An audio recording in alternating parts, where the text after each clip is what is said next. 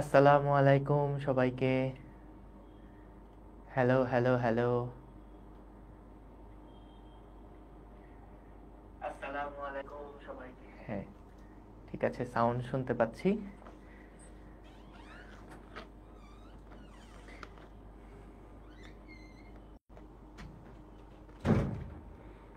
সবাই একটু জানায়ও sound clear আছে কিনা।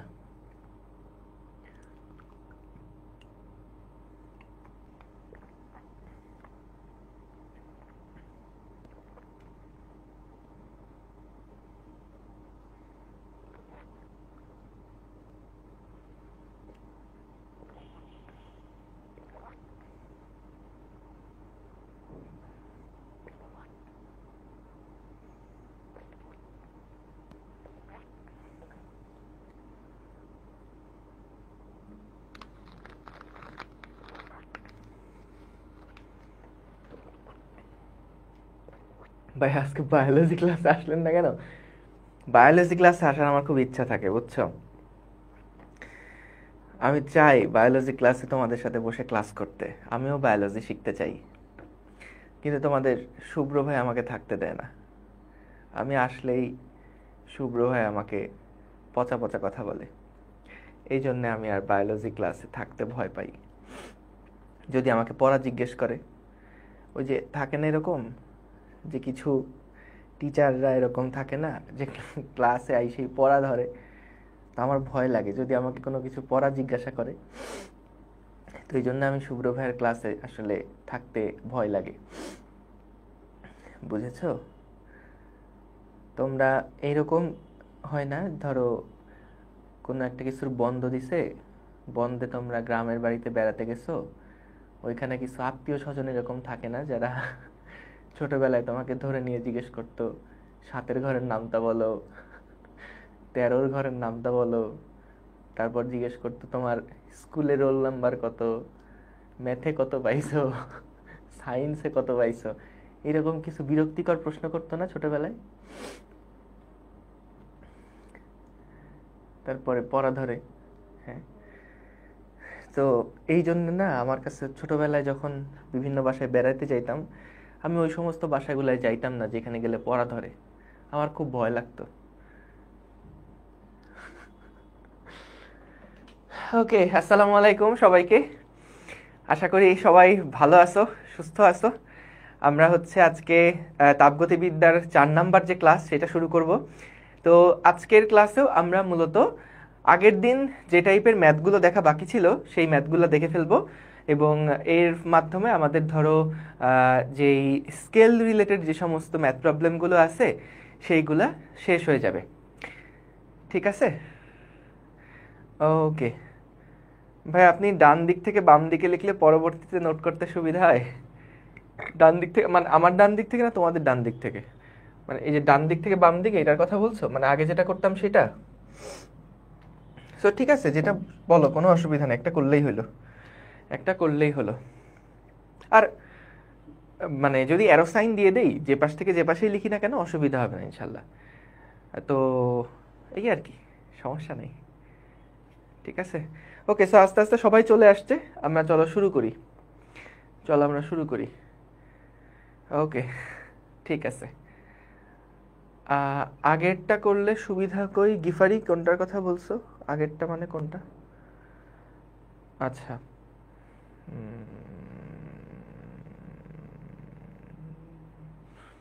আচ্ছা ভাইয়া, তাপমাত্রা বৃদ্ধি করলে কি শুধু অভ্যন্তরীণ শক্তি বৃদ্ধি পায়? বইয়ে বাহ্যিক কাজ সম্পাদনের কথা বলা হয়েছে, কিন্তু আপনি তো বলেছেন যে কোনো কাজ সংগঠিত হয় না। এটা নিয়ে তাপগতিবিদ্যার প্রথম যেই সূত্র আছে সেটা নিয়ে আসবো। জাস্ট যা বলছি একদম ঠিক আছে, ওখানে কোনো ঝামেলা নাই। সো তাপগতিবিদ্যার প্রথম সূত্র যখন আসবো তখন তোমার জিনিসগুলো আরো ক্লিয়ার হয়ে যাবে ইনশাল্লাহ, অসুবিধা নাই। ঠিক আছে ভাইয়া, কোন পার্লার থেকে চুল ঠিক করে আসছেন? লব্ধি, লব্ধি, লব্ধি নামে আমার একটা পার্লার আছে, জেন্টস পার্লার, ওইখান থেকে চেক করে চুল ঠিক করে আসছি। চলো সবাই চলে আসছে, আমরা তাহলে শুরু করে ফেলি। হ্যাঁ, বিসমিল্লাহ। সো আমাদের এই প্রথমে প্রশ্নটা একটু তুলে ফেলো তো। দাঁড়াও, আমি একটু ক্যামেরাটা মনে হয় একটু বেশি ফর্সা ফর্সা লাগছে, আমরা ক্যামেরাটা একটু অন্ধকার করে দিই। প্রশ্নটা একটু তুলে ফেলো, পি এবং কিউ স্কেলের মধ্যে সম্পর্ক নির্ণয় করো। পি এবং কিউ স্কেল, দেখো দুইটা স্কেল এখানে দেখতে পাচ্ছ। এক্স অক্ষ বরাবর আছে টেম্পারেচার কিউ স্কেল, আর ওয়াই অক্ষ বরাবর আছে পি স্কেল। তো এখানে একটা গ্রাফ দেওয়া আছে যেটা আবার জিরোর থেকেও শুরু হয় না, একটু উপর থেকে শুরু হয়েছে। এই সব ডেটাগুলো দেওয়া আছে, আমাদেরকে বলছে দুইটা স্কেলের মধ্যে সম্পর্ক নির্ণয় করো। দেখি তো কয়জন করতে পারে। সো আমাদের সম্পর্ক স্থাপন বলতে যেমন সেলসিয়াসের সাথে ফারেনহাইটের একটা সম্পর্ক আমরা দেখছি, তারপরে সেলসিয়াসের সাথে কেলভিন, ফারেনহাইটের সাথে কেলভিনের একটা সম্পর্ক আমরা দেখছি। তো ঠিক তেমনি যদি আমরা এইখানে সম্পর্ক বের করতে চাই পি স্কেল এবং কিউ স্কেলের মধ্যে, তাহলে সেই সম্পর্কটা কেমন হবে? ঠিক আছে, ঠিক আছে, দেখো এটা একটু বের করে ফেলো। আগে প্রশ্নটা তুলে ফেলো, তোলা হয়ে গেছে কিনা বলো।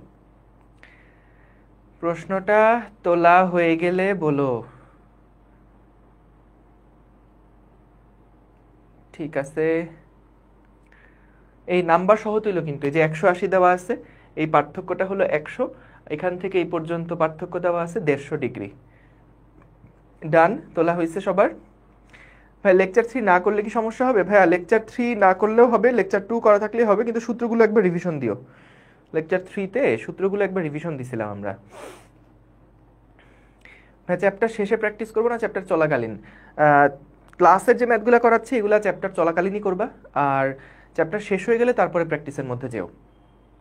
আর ক্লাসে যদি কোনো প্রবলেম বলে দিই যে এত না প্র্যাকটিস বুকের এত নাম্বার থেকে এত নাম্বার প্রবলেম সলভ করবে, তাহলে সেগুলো করবা। ওকে ডান, ঠিক আছে, চলো তাহলে আমরা শুরু করি। বিসমিল্লাহ। দেখো আমাদের এখানে যে গ্রাফটা দিয়ে দিছে, এইখানে আমাদেরকে টেম্পারেচার পি এর সাথে টেম্পারেচার কিউ এর একটা স্কেলের সম্পর্ক বলে দিছে। যে কোনো একটা বস্তুর তাপমাত্রা যদি বাড়তে থাকে, সেটা যেমন সেলসিয়াস স্কেলেও বৃদ্ধি পায়, আবার কেলভিন স্কেলেও বৃদ্ধি পায়, আবার সেলসিয়াসেও বৃদ্ধি পেলে ফারেনহাইটেও বৃদ্ধি পায়। এইরকম একটা গ্রাফ রিলেটেড প্রবলেম আমরা লাস্ট ক্লাসে দেখছিলাম না, যেখানে ওই যে সাইন থিটা নির্ণয় করতে বলছিলাম আমরা। তো এইখানেও আমাদেরকে কিউ এর স্কেলের সাথে, কিউ এর টেম্পারেচার স্কেলের সাথে পি টেম্পারেচার স্কেলের একটা সম্পর্ক আমাদেরকে দেখানো হয়েছে।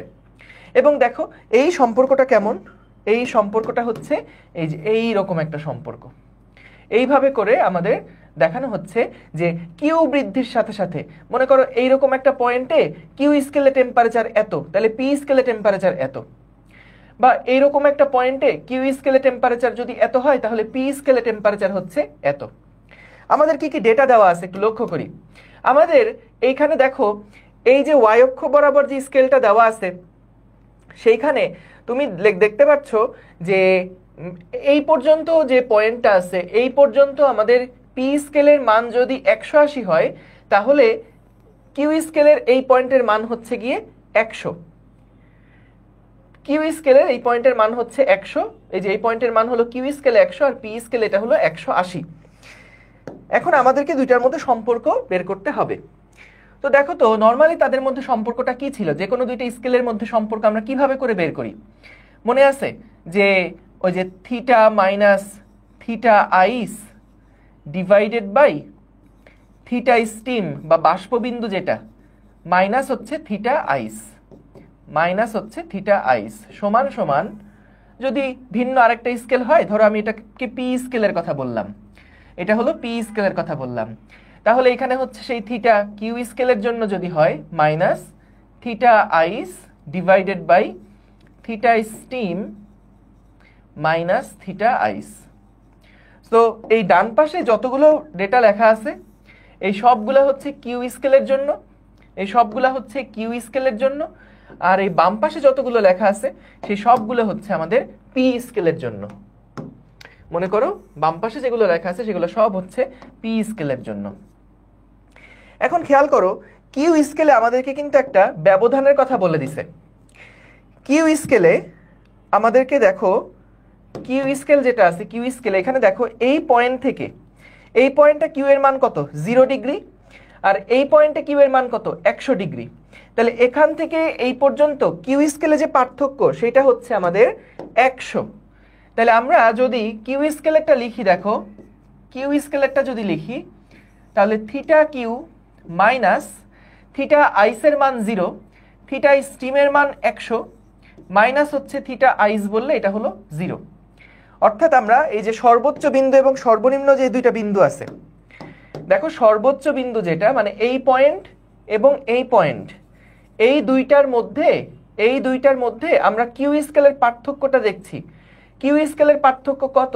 মনে করো এইটাই আমাদের আইস বিন্দু আর এইটাই হচ্ছে আমাদের স্টিম বিন্দু। সাপোজ ধরে নাও যে এইটা হচ্ছে আমাদের আইস বিন্দুটা আর এইটা হচ্ছে আমাদের স্টিম বিন্দুটা, ঠিক আছে? তাহলে আমাদের আইস যে বিন্দুটা আছে এই পয়েন্টে কিউ এর মান 0 আর এই পয়েন্টে কিউ এর মান হচ্ছে 100, তাহলে ওইটাই লিখলাম যে আইসের মান 0, স্টিমের মান 100।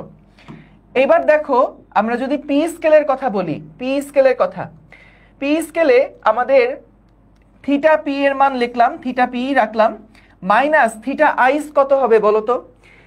থিটা আইসের মান কত হবে? ওয়াই অক্ষ বরাবর এটা হলো 180, এটা যদি স্টিম বিন্দু হয় আর এটা যদি আইস বিন্দু হয় তাহলে এই আইস বিন্দু এইটার মান কত হবে?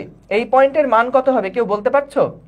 দেখো এটা যদি 180 হয় তার থেকে 150 কমলে এই পয়েন্টটা পাওয়া যায়, এখানে দেওয়া আছে তার থেকে 150 কমলে এই পয়েন্টটা পাওয়া যায়। তাহলে 180 থেকে 150 বাদ দিলে কত হয়?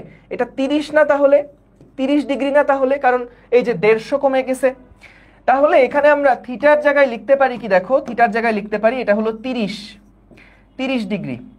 স্টিমের মান হচ্ছে 180 আর আইসের মান আবারও 30।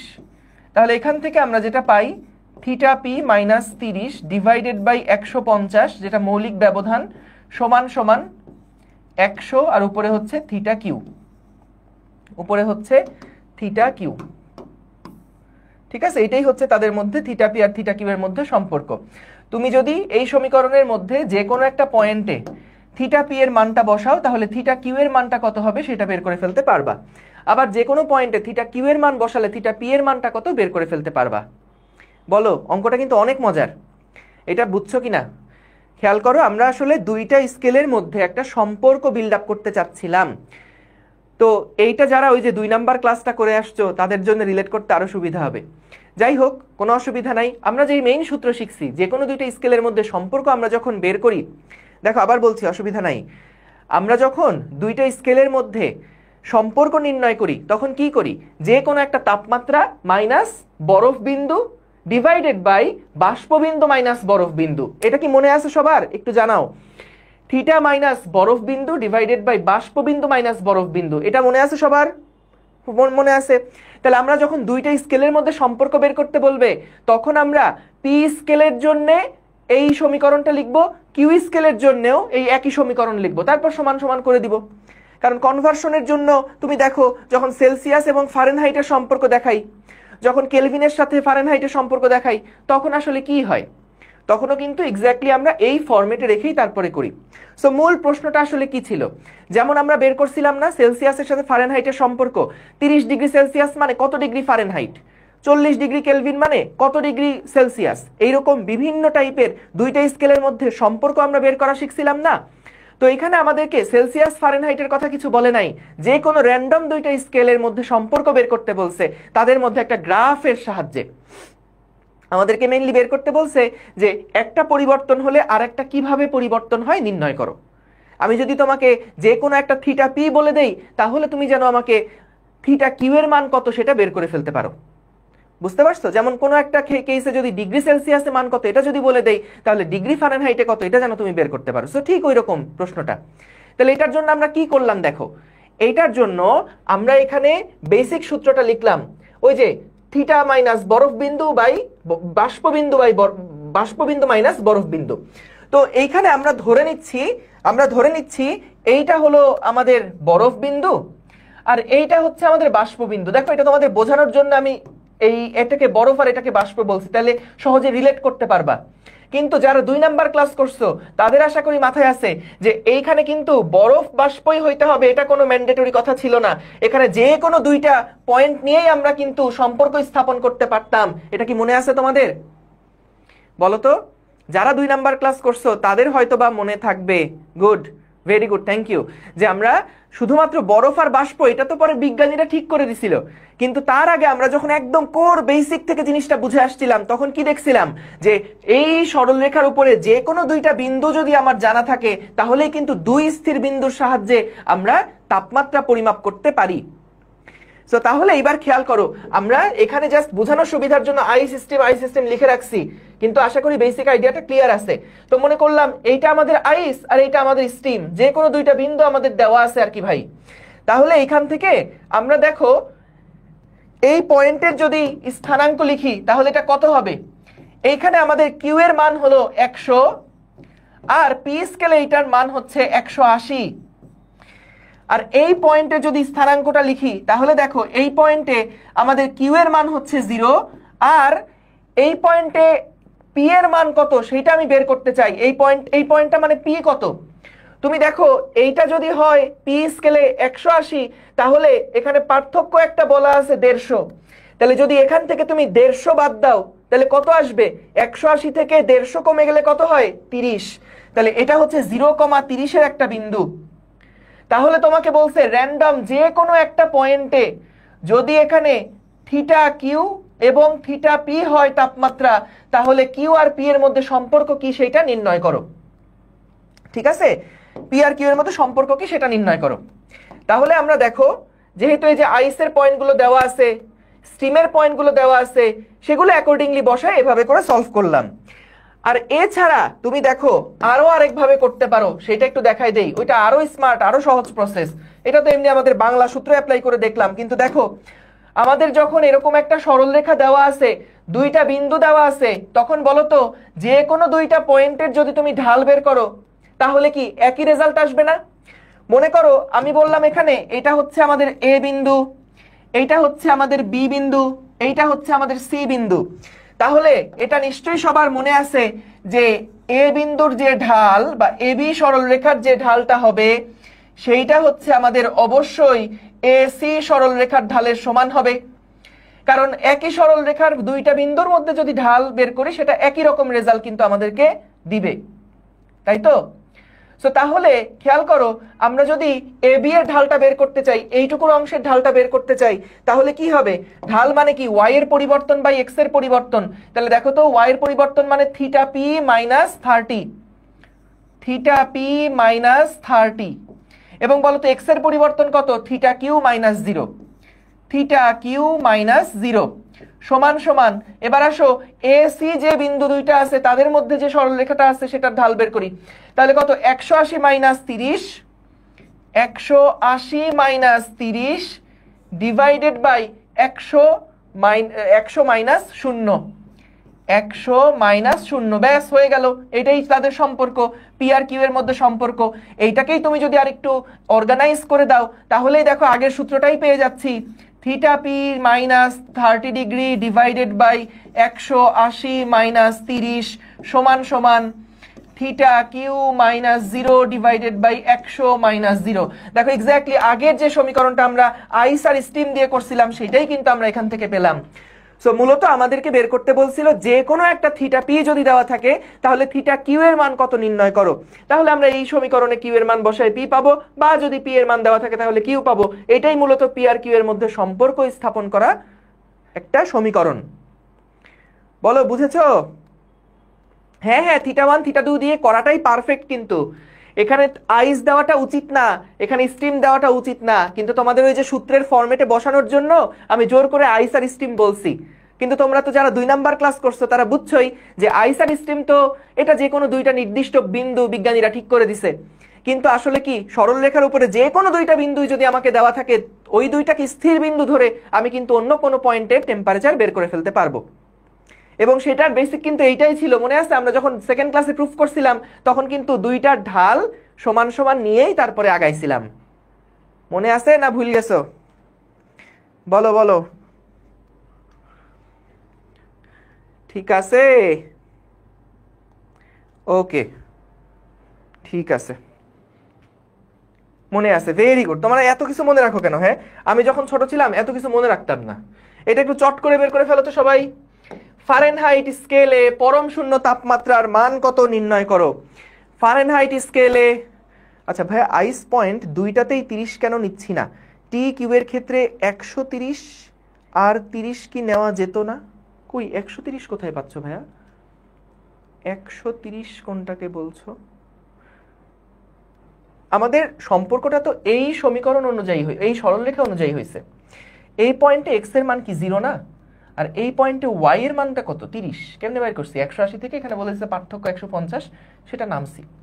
তো তাহলে 180 মাইনাস 150 সমান সমান 30, এটা ওয়াই অক্ষ বরাবর ভ্যালু 30, কিন্তু এক্স অক্ষ বরাবর এটার ভ্যালু কত 0 না, সো 0,30। আর এই পয়েন্টে দেখো 100 পার্থক্য দেওয়া আছে, তাহলে এটা হচ্ছে 100 আর 180, এটাই তো ঠিক আছে। ওকে, তো দেখো ফারেনহাইট স্কেলে পরম শূন্য তাপমাত্রা, ভেরি গুড সুমাইয়া বেগম, আমি দেখতে পাচ্ছি সবার আগে অ্যান্সার করে দিছে, সাব্বাস সাব্বাস সাব্বাস।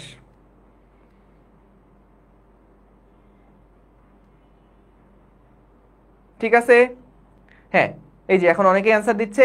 রায়হানের উত্তরটা আবার দেখলাম অন্যরকম আসছে, আফিয়ার উত্তর মিলছে, ওয়াফি তাহমিদ ওর উত্তর মিলছে। দেখো মূলত কি বলেছে দেখো, ফারেনহাইট স্কেলে পরম শূন্য তাপমাত্রার মান কত? ভাইয়া বলো তো, পরম শূন্য তাপমাত্রার যে মান সেটা আমরা কেলভিন স্কেলে কত জানি বলো তো? পরম শূন্য তাপমাত্রা কেলভিন স্কেলে কত? 0 কেলভিন না? তাহলে দেখো ফারেনহাইট স্কেলে যেহেতু বের করতে বললো, তাহলে ফারেনহাইটের সাথে কেলভিনের আমরা একটা সম্পর্ক দেখব, F-32 divided by 212 minus 32 is equals to এখান থেকে 0 মাইনাস 273, যদি কেলভিন এককে প্রকাশ করি, কেলভিন, আচ্ছা দাঁড়াও সূত্রটা আগে লিখে ফেলি, 0 মাইনাস 273 ডিভাইডেড বাই 100 ছিল তো, তাই না?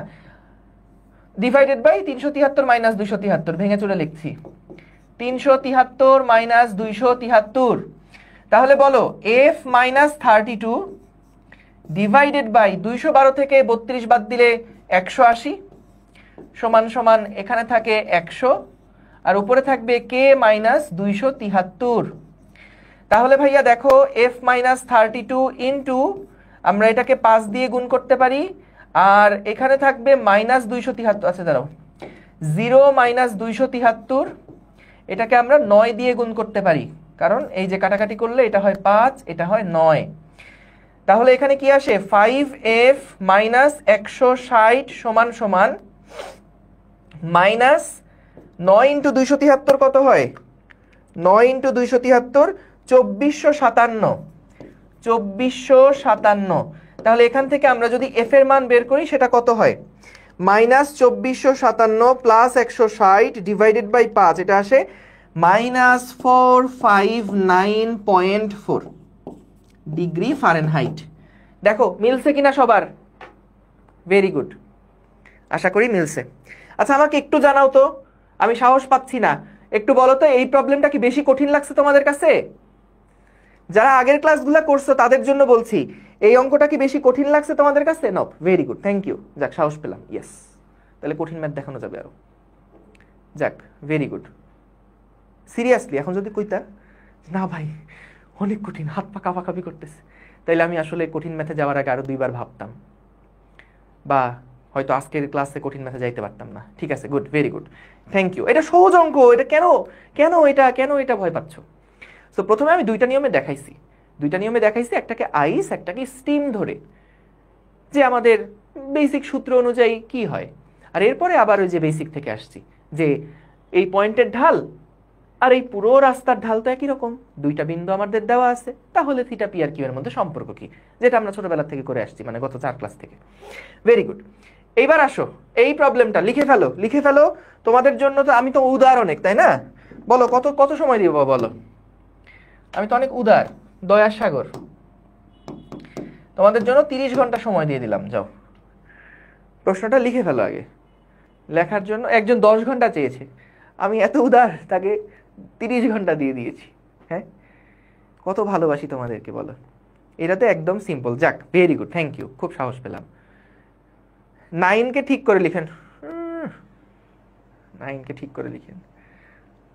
দেখে আমি ভাবতেছি আমি ইয়াতে ভর্তি হব, নার্সারিতে ভর্তি হব, এই 1 2 3 4 লেখার জন্য নার্সারিতে ভর্তি হব, হাতের লেখা প্রতিযোগিতায় অংশগ্রহণ করব। 300 ঘন্টা ভাই দেওয়া যায় না আসলে, এখানে সর্বোচ্চ 99 ঘন্টাই দেওয়া যাবে।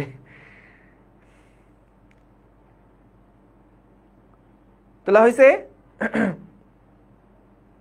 হয়েছে ভাই, আগেরটা একটু দেন। কেন? আগেরটা কোনো ঝামেলা না তো।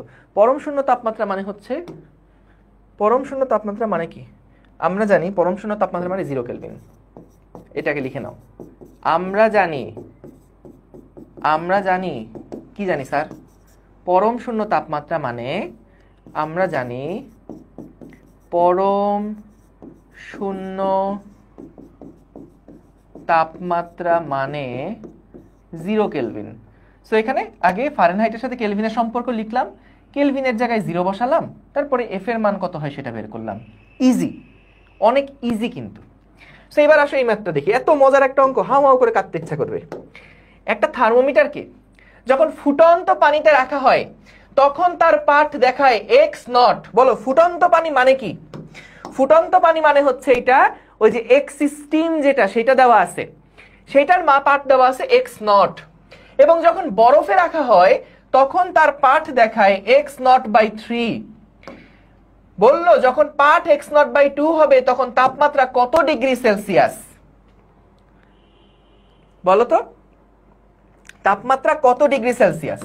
এটা কি কোনো কঠিন ম্যাথ না সহজ ম্যাথ? দেখো আমাদেরকে কি বলছে, দেখো আমরা কি জানি, ওই যে theta minus theta ice divided by theta steam minus theta ice, এইটা সমান সমান কি লেখা যায়? যেহেতু ডিগ্রি সেলসিয়াসে সম্পর্কটা কনভার্ট করতে হবে, তাই আমরা সেলসিয়াস স্কেলের সম্পর্কটা লিখে ফেললাম, c minus 0 divided by 100 minus 0। তাহলে এখানে ভাইয়া খেয়াল করো, আমাদেরকে বলছে যখন নতুন স্কেলটাকে, একটা থার্মোমিটারকে যখন বরফে রাখা হয় তখন তার পাঠ হয় এক্স নট বাই 3। তাহলে বরফে যখন রাখছি তখন পাঠ হয়েছে এক্স নট বাই 3। এবং যখন পানিতে রাখা হয়, ফুটন্ত পানি মানে কি স্টিমে যখন রাখা হয় তখন এটা হয় x not minus x not by 3। এখন বলছে যদি এক্স নট বাই 2 হয় পাঠ যদি এক্স নট বাই 2 হয় তাহলে আমাদের সেলসিয়াসে এটার ভ্যালু কত নির্ণয় করো। বুঝছো? বলো। এই যে ফেসবুকের বলা মাত্র তুখর দেখি, সাবাস। আফিয়া আক্তার এই ওয়েব অ্যাপে সবার আগে অ্যান্সার দিছে, ফেসবুকে সাদিয়া ইসলাম লিমা সবার আগে অ্যান্সার দিছে, ওরা না অমিয় বিশ্বাস সবার আগে অ্যান্সার দিছে। ও আচ্ছা, 2বার দিছে, ঠিক আছে, ভেরি গুড ভেরি গুড। তারপরে অথই দাস চৈতি সাদ মুবাশিরা জান্নাত, হ্যাঁ ভেরি গুড। হ্যাঁ উত্তর 25। যারা উত্তরটা পারছো এটা বলে রাখি, এইটা প্রশ্নটা আসছিল যে ইন্ডিয়ার জেই মেইন পরীক্ষা হয় না, এটা হলো জেই মেইন, সম্ভবত রিসেন্ট প্রশ্ন, আমার ঠিক মনে নাই কবে আসছিল। সো জেই মেইনের একটা প্রশ্ন এটা। ওকে, সো সহজ কিন্তু দেখো। তাইলে এখান থেকে আমরা হিসাব করব যে এক্স নট এর মান বা ওই জাস্ট সি এর মানটা কত হয়। সো একটা জিনিস দেখো, আমরা যদি উপরে নিচে হিসাব নিকাশ করি, 3 দুগুণে 6, তাহলে উপরে থাকলো 3x নট মাইনাস থাকলো 2x নট ডিভাইডেড বাই 3, এখানে থাকলো 3x নট মাইনাস হচ্ছে x নট সমান সমান c বাই 100। c বাই 100, ঠিক আছে, c বাই 100। ওকে, তাহলে এখান থেকে খেয়াল করো আমাদের থাকছে x not divided by 6 divided by 2x not divided by 3 সমান সমান c বাই 100, c বাই 100। তাহলে আমরা x not by 6 into 3 divided by 2x not সমান সমান c ডিভাইডেড বাই 100। এখান থেকে x নট কাটাকাটি হয়ে গেল, আমাদের থাকলো 3 আর 3 কাটাকাটি হয়ে 1/4 আসলো। এই যে বিশ্বাস করো আজকে হয়তো জীবনে প্রথমবারের মতন জানলে যে 3 আর 6 কাটাকাটি করলে 6 সাথে 2 হয়, c বাই 100। সুতরাং c এর যে মান এটা হলো 100 ডিভাইডেড বাই 4, কত হয়? 25 ডিগ্রি সেলসিয়াস। ঠিক আছে, ভেরি গুড। যারা আগে আগে অ্যান্সার করে দিছো সাব্বাস, তোমরা অনেক তুখর, ভেরি গুড। ঠিক আছে, দেখো ক্লিয়ার কিনা। ওকে, যাক সবাই পারছো, very good, nice nice nice. ঠিক আছে, গেল তাহলে। চলো চলো পরের প্রবলেম। এই যে এগুলা খুব সহজ অঙ্ক, করে ফেলো তো দেখি, চট করে করে ফেলো, চট করে দেখে পট করে ফেলো। একটা ত্রুটিপূর্ণ থার্মোমিটার, তার মানে কি ভাইয়া? ত্রুটিপূর্ণ থার্মোমিটার। আচ্ছা লিখে নাও, একটু লিখে নাও, প্রবলেমটাকে লিখে নাও, তারপরে করতেছি। কতক্ষণ সময় দিব তোমাদের জন্য বলো, কতক্ষণ সময় চাও? একটা ত্রুটিপূর্ণ থার্মোমিটার, তার মানে কি জানো? ত্রুটিপূর্ণ থার্মোমিটারে দেখা যায় তুমি যদি এই থার্মোমিটারটাকে বরফের মধ্যে রাখো 0 ডিগ্রি সেলসিয়াস দেওয়ার কথা, কিন্তু সেটা দেয় না, সেটা হয়তো 10 ডিগ্রি সেলসিয়াস দিয়ে বসলো। আবার যখন এটাকে ফুটন্ত পানির উপরে রাখবা 100 ডিগ্রি সেলসিয়াস হওয়ার কথা, সেটা দেখা যায় 105 ডিগ্রি সেলসিয়াস দেখাচ্ছে, মানে উল্টাপাল্টা রেজাল্ট দেয়। এগুলোই হচ্ছে ত্রুটিপূর্ণ থার্মোমিটার। তো ত্রুটিপূর্ণ থার্মোমিটারগুলো আমরা যদি আসলে ওখান থেকে একটা সঠিক ডিগ্রি সেলসিয়াসের ভ্যালু কত বের করতে চাই বা সঠিক তাপমাত্রা নির্ণয় করতে চাই, তাহলে কিভাবে করে নির্ণয় করব, এটাই আমরা বের করব। তাহলে দেখো এখান থেকে ত্রুটিপূর্ণ থার্মোমিটার নিম্ন স্থিরাঙ্ক দেওয়া আছে, তার মানে এটাই কিন্তু বরফ বিন্দু যেটা আইস পয়েন্ট যেটা সেটা দেওয়া, এবং ঊর্ধ্ব স্থিরাঙ্ক যেটা সেটা হচ্ছে 101। দেখছো যেটা 0 হওয়ার কথা ছিল সেটা 0.5, যেটা ঊর্ধ্ব স্থিরাঙ্ক দেওয়া অর্থাৎ স্টিম পয়েন্ট হওয়ার কথা ছিল 100, সেটা হয়ে গেছে 101।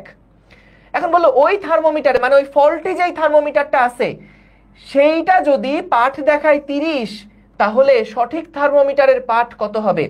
এখন ভাইয়া দেখো থার্মোমিটার ত্রুটিপূর্ণ হইলেও পারদ কি আর ত্রুটিপূর্ণ না? তো হয়তো এই স্কেলটাকে দাগাঙ্কিত করাটা ভুল হয়েছে, এই জন্যই আমরা ত্রুটিপূর্ণ বলছি। কিন্তু তাপমাত্রা বৃদ্ধির সাথে সাথে পারদের যে আয়তন বৃদ্ধি বা তাপমাত্রা বৃদ্ধির সাথে সাথে পারদের যেই উচ্চতা বৃদ্ধি সেটা কিন্তু সমানুপাতিকভাবেই হতে থাকবে। তাহলে এই রেঞ্জের মধ্যে তাপমাত্রাটা কিন্তু উষ্ণতামিতিক ধর্ম অনুযায়ী সমানুপাতিকভাবেই পরিবর্তিত হতে থাকবে।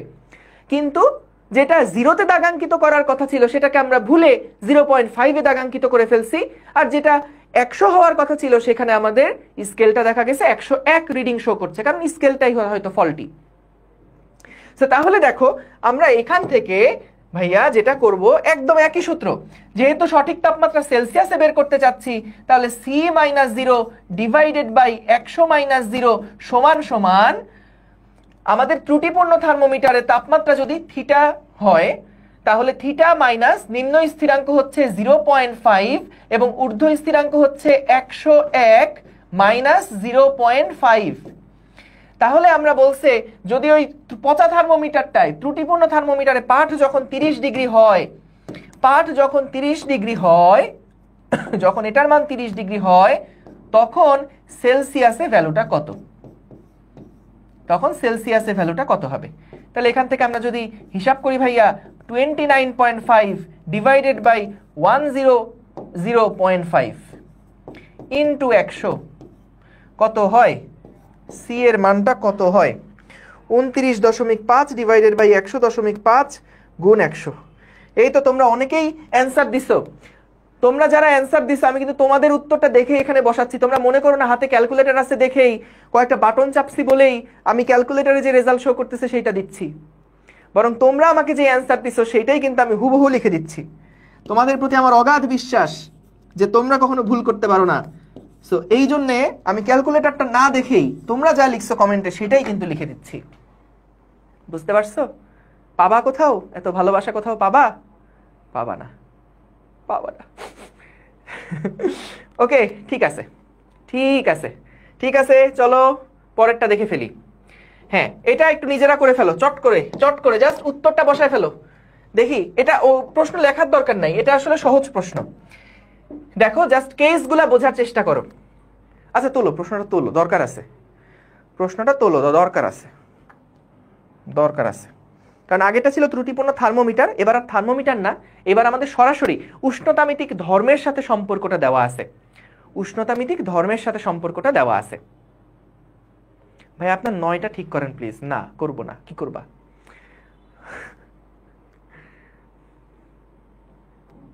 লেখো লেখা হয়েছে, তাড়াতাড়ি। ভাই আপনার কপি পেস্ট করা দেখে হাওমাও করে কাঁদতে ইচ্ছা করে। কানলে কিন্তু ভালো, ত্বকের জন্য ভালো, বুঝতে পারছো? কান্নাকাটি করলে এটা ত্বকের জন্য ভালো। লেখা শেষ? চট করে লিখে ফেলো, চট করে লিখে বট করে অ্যান্সার দিয়ে দাও। ওকে, সো দেখো এইখানে আমাদেরকে বললো একটা সুষম রন্ধ্রের থার্মোমিটারের সাথে একটা সেন্টিমিটার স্কেল যুক্ত আছে। তো এখানে বরফে থার্মোমিটারের পাঠ দেওয়া আছে 7.3 সেন্টিমিটার। তার মানে এক্স আইস যেটা দেওয়া সেইটা বলে দিছে 7.3 সেন্টিমিটার, এবং এক্স স্টিম যেটা দেওয়া সেটা হচ্ছে 23.8 সেন্টিমিটার। ভাইয়া এটা কি বললাম? এইটা হচ্ছে যখন বরফের মধ্যে রাখা হয় তখন এখানে মনে করো কোনো একটা লিকুইড আছে, সেই লিকুইডটা যখন আমরা এটাকে বরফের মধ্যে রাখি তখন ওই লিকুইডের হাইট হয় 7.3 সেন্টিমিটার। এরপরে যখন আমি এই স্কেলটাকে ধরে নিয়ে বসাই দেই আমাদের ফুটন্ত পানির মধ্যে বা স্টিমের মধ্যে, তখন দেখা যায় ওই যে লিকুইডটা ছিল সেটার আস্তে আস্তে প্রসারণ হতে থাকে, কারণ আস্তে আস্তে তাপমাত্রা বাড়ছে, প্রসারণ হতে হতে হতে হতে সেটা 23.8 সেন্টিমিটার দৈর্ঘ্যে গিয়ে স্থির হয়। তাহলে আমাকে বলল যে এবার আমি কি করলাম, আইসেও রাখলাম না, এইবার আমি এটাকে স্টিমেও রাখলাম না, আমি এবার এটাকে একটা নতুন মিশ্রণের মধ্যে রাখলাম, নতুন একটা টেম্পারেচারের মধ্যে রাখলাম, যেটা আননোন, যেটা আমি জানি না। এইরকম একটা টেম্পারেচারের মধ্যে আমি আমার স্কেলটাকে রাখলাম। ওই স্পেশাল টেম্পারেচারটা বলছে হিম মিশ্রণ। এটা যে কোনো একটা কিছু হতে পারে, যে আমাদের ধরো কোনো একটা ভিন্ন তাপমাত্রা আমি মাপতে চাচ্ছি, অর্থাৎ আমি তো আইসের স্কেলটা কত, আইসের জন্য ধর্মটা কত এটা জানি, তারপরে স্টিমের জন্য ধর্মটা কত এটা জানি।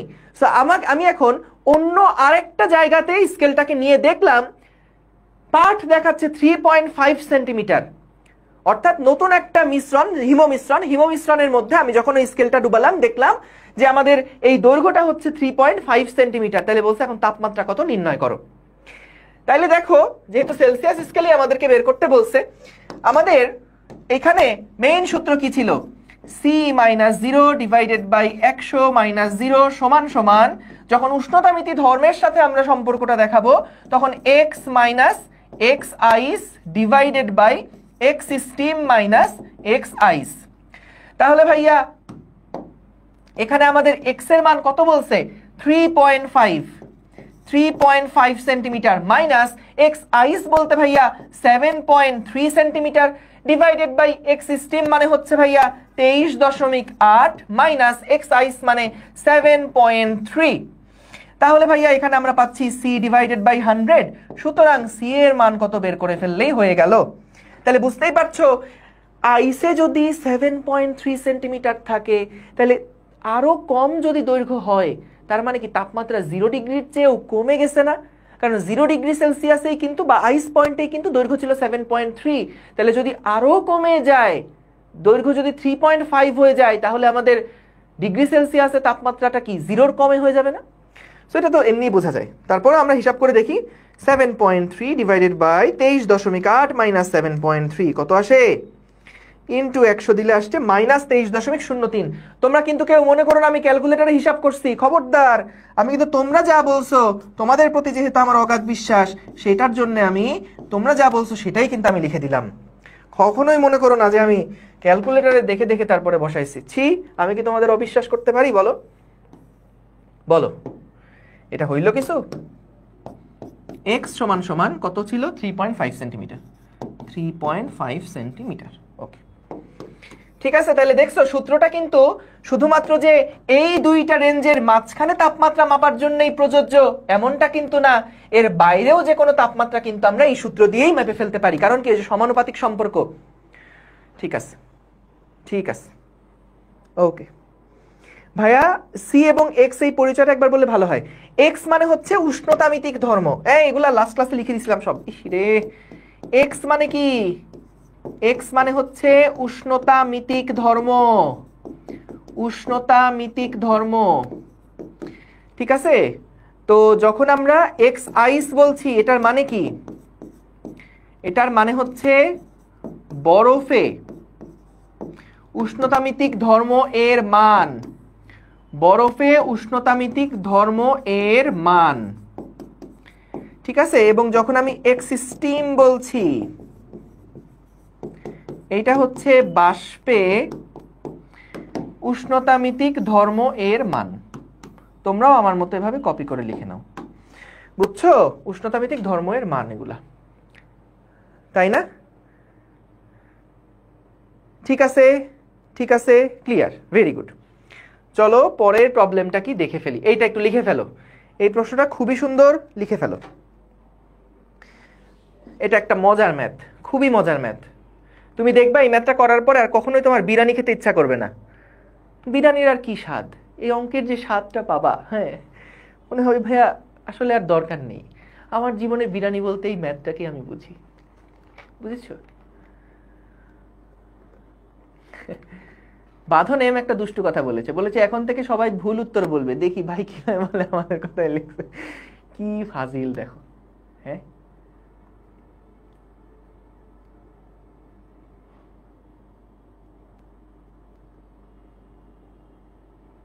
দেখো, দেখা হইলে বলো। ভাইয়া বদরুল স্যারকে চিনেন? আরে হ্যাঁ, কি বলো, চিনবো না কেন। স্যার আমাদের ফিজিক্স ক্লাস নিতেন, আমি ছিলাম ডি সেকশনে। আমাদের ক্লাস টিচার ছিলেন হচ্ছে জাহাঙ্গীর স্যার। জাহাঙ্গীর স্যার ইংরেজি পড়ান, উনি সম্ভবত এখন মর্নিংয়ে আছেন।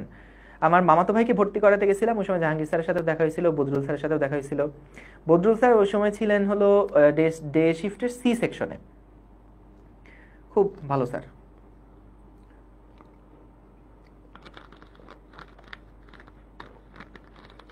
মানে স্টুডেন্ট ফ্রেন্ডলি স্যার আর কি, আমার খুব পছন্দের। ঠিক আছে, লেখা হয়েছে ভাই। ও তুমি সি সেকশনে, তাই তোমার ক্লাস টিচার? তুমি কি ডে শিফটে নাকি নাফিস ফুয়াদ? লেখা হয়েছে, ডান, ভেরি গুড। চলো দেখো ভাইয়া, এইটা একটা মজার প্রবলেম। হ্যাঁ, যেটা বললাম যে আর কখনোই বিরিয়ানি হয়তো খাইতে ভালো লাগবে না এটা করার পর। তো যারা বিরিয়ানি, যাদের ফেভারিট, তারা এই অঙ্কটা দেখো না প্লিজ। মানে তুমি আর পারবা না বিরিয়ানি খাইতে, বললাম, চ্যালেঞ্জ করলাম। দেখো দেখো, একজন বিজ্ঞানী একটা নতুন তাপমাত্রার স্কেল উপস্থাপন করে তার বরফ বিন্দু 25x, এক্স হলো একটা একক, মানে যেমন ডিগ্রি সেলসিয়াস হয়, ডিগ্রি ফারেনহাইট হয়, তেমনি সে একটা বরফ বিন্দুর নাম দিছে হচ্ছে 25x, এবং বলছে বাষ্পবিন্দু দিছে হলো 500x হিসেবে চিহ্নিত করলেন। বরফ বিন্দুকে দিছে 25x, বাষ্পবিন্দুকে 500x দিছে।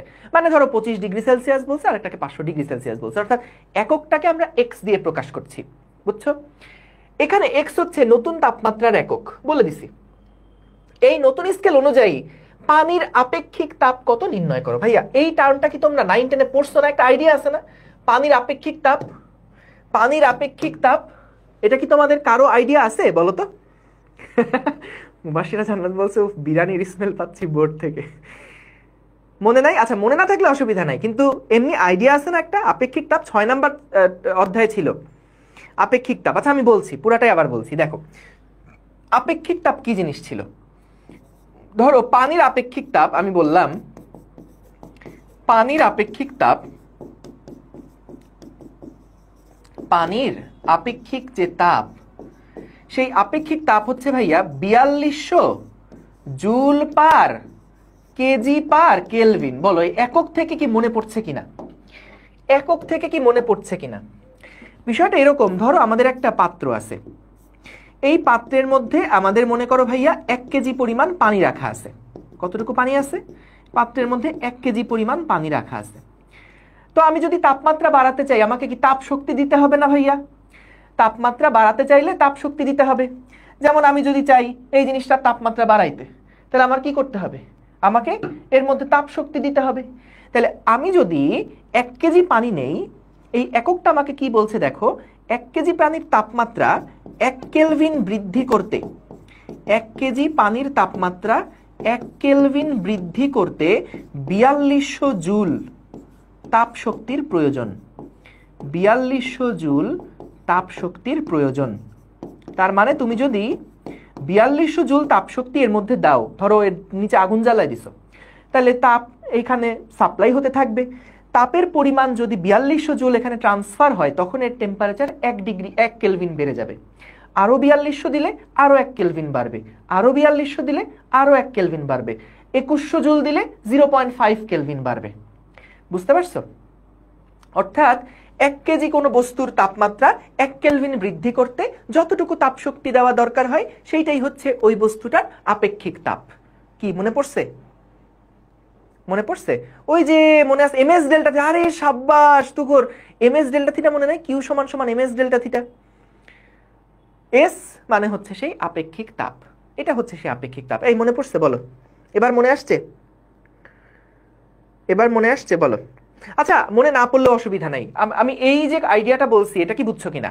আপেক্ষিক তাপ, একটা উদাহরণ দিলাম, পানির আপেক্ষিক তাপ হলো 4200 joule per KG per kelvin. এটা মানে বোঝাচ্ছে কি? এটা মানে বোঝাচ্ছে যদি তোমার একটা পাত্রে 1 কেজি পরিমাণ পানি থাকে, সেটার তাপমাত্রা তুমি যদি 1 কেলভিন বৃদ্ধি করতে চাও, তাহলে তোমাকে ওই পানির মধ্যে 4200 জুল পরিমাণ তাপশক্তি দেওয়া লাগবে। তাহলে আমার একটা উত্তর দাও তো, যদি আমার এই পাত্রের মধ্যে 1 কেজি পানি না থেকে যদি এখন 2 কেজি পানি থাকে, তাহলে আমি 1 কেলভিন তাপমাত্রা বাড়াতে কতটুকু তাপশক্তি দিব?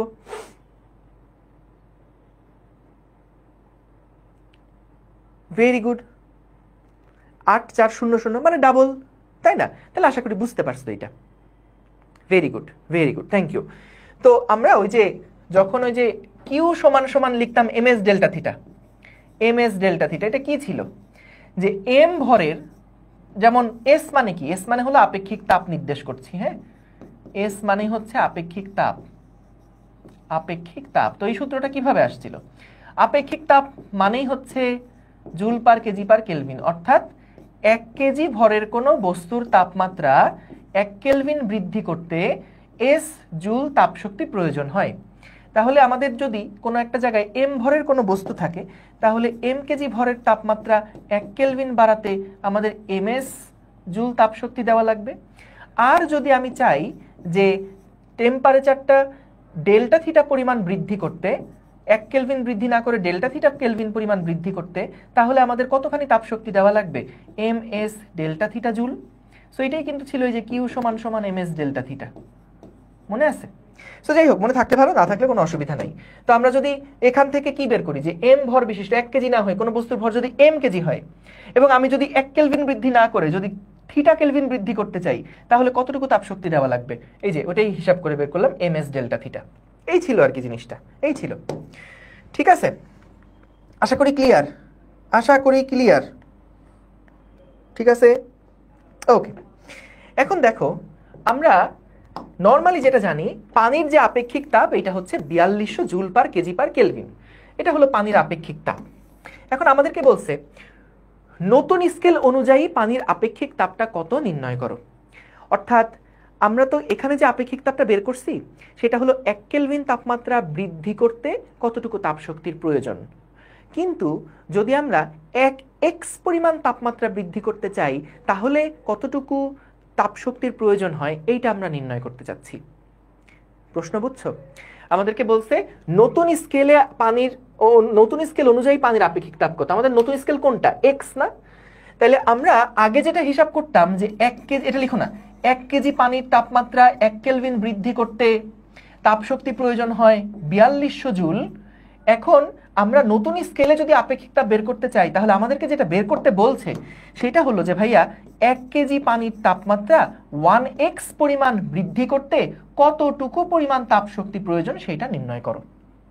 সো প্রশ্ন বুঝেছো কিনা একটু আমাকে বলো তো, প্রশ্ন বুঝেছো কিনা? আমি আবার বলছি, আমাদের যেটা আপেক্ষিক তাপ সেটা কি ছিল? এককটা কি? Joule per KG per kelvin. তার মানে 1 কেজি বস্তুর তাপমাত্রা 1 কেলভিন বৃদ্ধি করতে 4200 জুল তাপশক্তির প্রয়োজন হয়। কিন্তু আমাদের বলছে নতুন স্কেলে এই আপেক্ষিক তাপটা কত হবে। তো নতুন যে স্কেলটা সেটা তো আর কেলভিনে টেম্পারেচার মাপে না, সেটা মাপে এক্স এককে। তাহলে আমি যদি নতুন স্কেলে আপেক্ষিক তাপ বের করতে চাই, তাহলে 1 কেজি পানির তাপমাত্রা 1x পরিমাণ বৃদ্ধি করতে কতটুকু তাপশক্তি দেওয়া লাগবে এইটা আমাকে নির্ণয় করতে হবে। বলো কি বের করতে হবে, এটা কি বুঝছো? কি বের করতে হবে এটা কি বুঝছো? বুঝেছি, ভেরি গুড। আজকে নতুন ক্লাস করতেছ, কিছু বুঝবো না ভাইয়া প্লিজ, তুমি এটা 4 নাম্বার ক্লাস, তো কখনোই তুমি লাফ দিয়ে 4 তলায় উঠতে পারবে না, তোমাকে সিঁড়ি দিয়ে আগে 1 তলা 2 তলা 3 তলা 4 তলা উঠে আসতে হবে। ওকে, সো বুঝছি। তাহলে আমাদের মেইন টার্গেট হচ্ছে ভাইয়া এটা। সো দেখো আমরা তার মানে বের করতে চাই কি? আমরা বের করতে চাই 1x মানে কত কেলভিন, 1x সমান সমান কত কেলভিন, এইটা আমরা আসলে বের করতে চাই। তো যাই হোক, আমাদের আইডিয়াটা আশা করি পাইছো।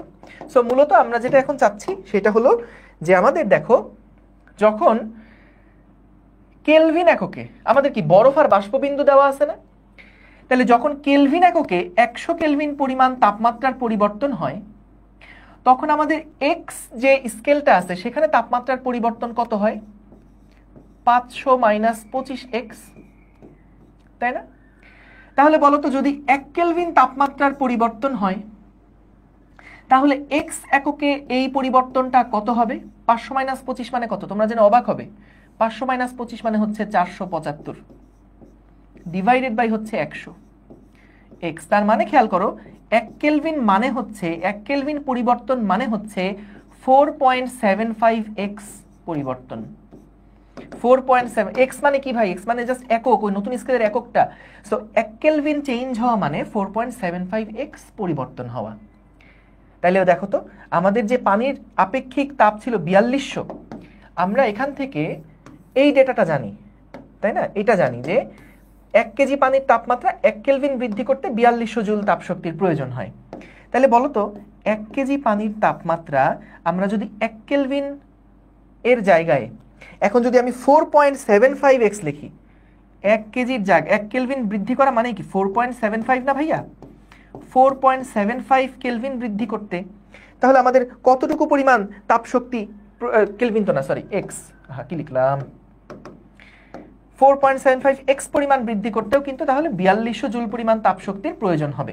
দেখো, 1 কেজি পানির তাপমাত্রা 1 কেলভিন বৃদ্ধি করতে 4200 জুল তাপশক্তির প্রয়োজন। তাহলে 1 কেলভিন মানে তো 4.75, তাহলে 1 কেজির তাপমাত্রা 4.75 এক্স পরিবর্তন করতে যদি 4200 জুলের প্রয়োজন হয়, তাহলে 1 কেজির তাপমাত্রা যদি 1 এক্স পরিমাণ বৃদ্ধি করতে চাই, তাহলে আমাদের কতটুকু তাপশক্তি লাগবে? 4200 ডিভাইডেড বাই 4.75। তাহলে এটার এককটা কি হচ্ছে দেখো, joule per KG power x একক। এটার মান কত আসে তোমরা ভেবো না, আমি ক্যালকুলেটরে হিসাব করতেছি।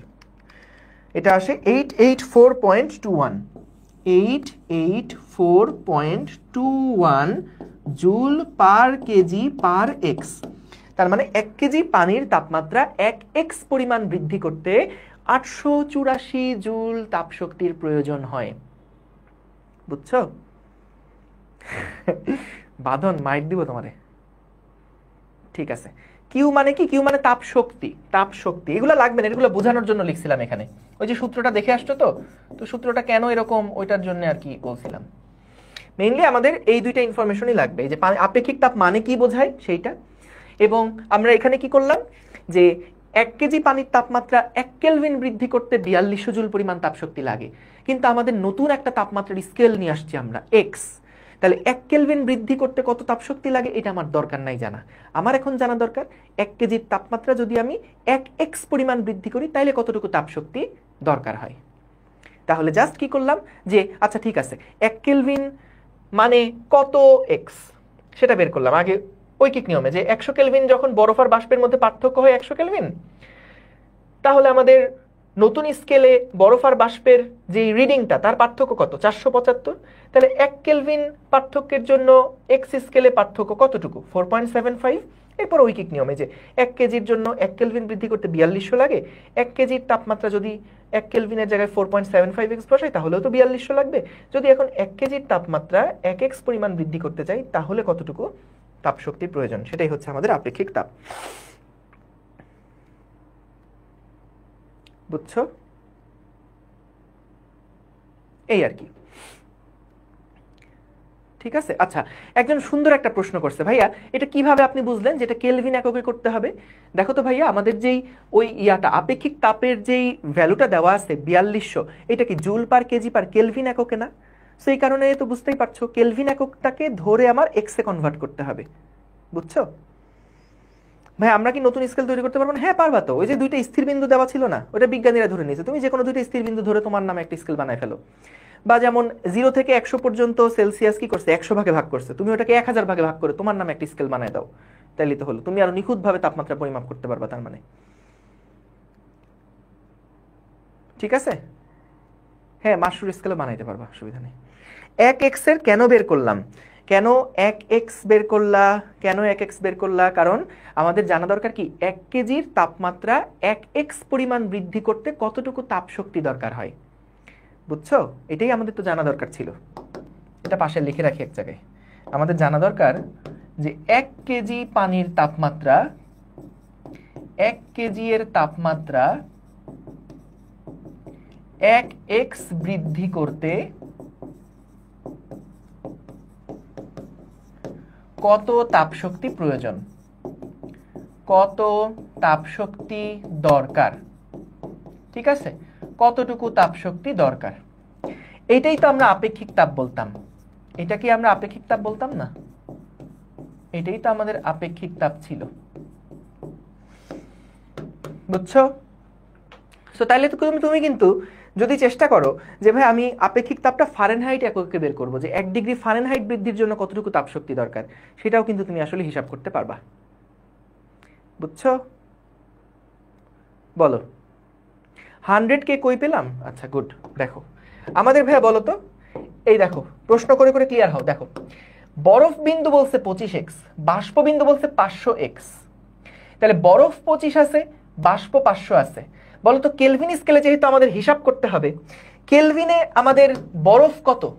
কেলভিন এ বরফ হচ্ছে 273 কেলভিন, আর বাষ্পের যেই এককটা সেটা হচ্ছে 373 কেলভিন। 373 কেলভিন। তাহলে এদের দুইটার মধ্যে যখন পার্থক্য 100 কেলভিন, তখন এদের দুইটার মধ্যে পার্থক্য হচ্ছে 475x। ওইটাই আমরা ঐকিক নিয়মে বের করছি, বুঝছো? 100 কেলভিন পার্থক্য হইলে আমাদের এক্স স্কেলে পার্থক্য হয় এত, তাহলে 1 কেলভিন মানে আসলে কত এক্স, এটাই তো আমরা বের করতে চাচ্ছিলাম, তাই না? এটাই তো আমরা বের করতে চাচ্ছিলাম। দেখো দেখো দেখো ক্লিয়ার কিনা দেখো, ওই যে কে প্রশ্ন করছিলা, দেখো ক্লিয়ার কিনা। রিয়া আক্তার জিজ্ঞেস করছিলা, ঠিক আছে ঠিক আছে, হ্যাঁ কে স্কেলে পার্থক্য 100। গুড, ক্লিয়ার আশা করি। আচ্ছা আমি এখানে লাগলে লিখে দিই একবার, যে 373 মাইনাস 273 যখন নেই, তখন আমাদের এখানে পার্থক্য হচ্ছে 500 মাইনাস 25x। মানে 100 কে মানে এত, 1 কেলভিন মানে কত? 1 কেজিতে 1 কেলভিন মানে 4200। তাহলে এখান থেকে আমরা 1x বৃদ্ধি করলে কত বের করে ফেললাম। ডান। এইটা আরেকটা ফাটাফাটি অঙ্ক, এগুলো লিখে ফেলো, প্রশ্নটা তুলে ফেলো। বলো কারো কোনো বুঝছি ভাই, থ্যাংক ইউ, অসংখ্য ধন্যবাদ। ম্যাথগুলো মোটামুটি কঠিন আছে না? এগুলো কঠিন না, এগুলো কঠিন না। তাপগতিবিদ্যা মুভি দেখতেছি, হ্যাঁ সাব্বাস সাব্বাস, এটা মুভি চলতেছে, সিনেমা চলছে, ঠিক আছে। বিরিয়ানি খাইতে যাচ্ছি ভাইয়া, ছি ছি ছি, এইভাবে তুমি ম্যাথকে অপমান করলে। আচ্ছা ফল্টি থার্মোমিটার বলতে পারো সুমেরা ইসলাম?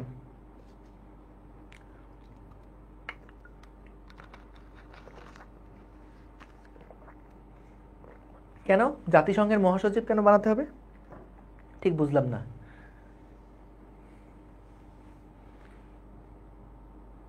আমার দেশের বাড়ি রাজশাহী। এই প্রশ্ন তোলা হলে বলো, এটা খুব ভালো একটা ম্যাথ। হ্যাঁ আজকে শুধু ম্যাথই করাবো।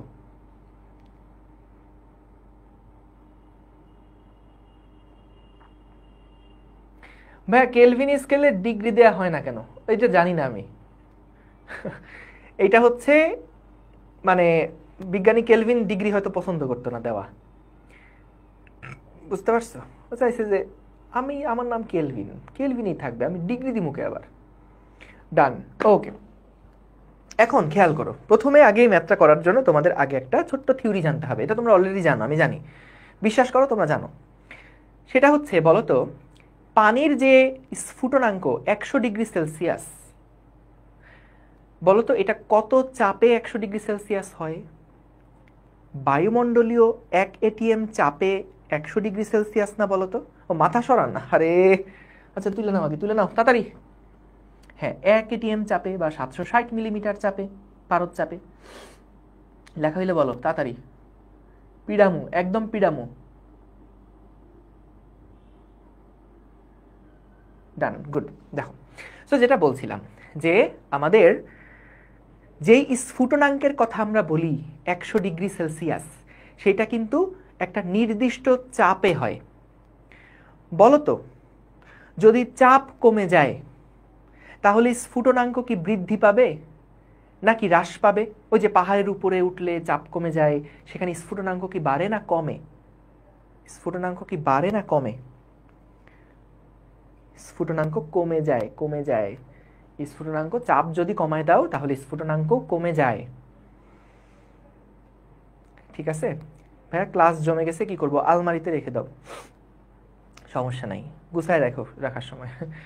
ক্লাস জমে গেলে কি করবো ভাই, করতে হবে।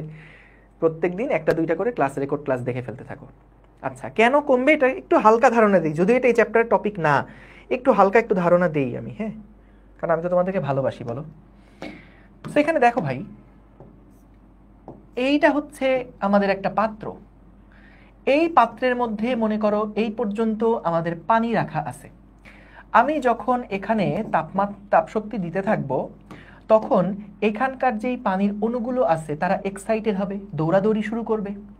তখন দেখা যাবে কিছু সংখ্যক অণু ওভার এক্সাইটেড হয়ে তারা তাদের যেই সারফেস, সেই সারফেস থেকে উপরে উঠে যাবে, কিছু সংখ্যক অণু, কারণ তারা হচ্ছে অনেক বেশি গতিশক্তি অর্জন করবে, আশেপাশে ধাক্কাধাক্কির ফলে বেশি গতিশক্তি অর্জন করে তারা কিন্তু উপরের যে অংশটুকু আছে সেই অংশতে চলে যেতে থাকবে। তো এই উপরে যাওয়ার যে বিষয়টা, এটা কোনখান থেকে শুরু হয়? এটা কিন্তু 100 ডিগ্রি থেকে শুরু হয়। এখন যখন এখানে চাপ 1 atm থাকে, যখন এখানে বাতাসের চাপ 1 atm থাকে, তখন কিন্তু এখানকার কিছু সংখ্যক অণু উপরের দিকে চলে গেল, এবং আমাদের যেই টেম্পারেচারে এটা উপরের দিকে ওঠে সেটা হয় হচ্ছে 100 ডিগ্রি সেলসিয়াস, কোনো সমস্যা নাই। এখন কথা হচ্ছে, যখন আমি চাপটা কমাতে থাকবো, তখন বলো তো কি হবে?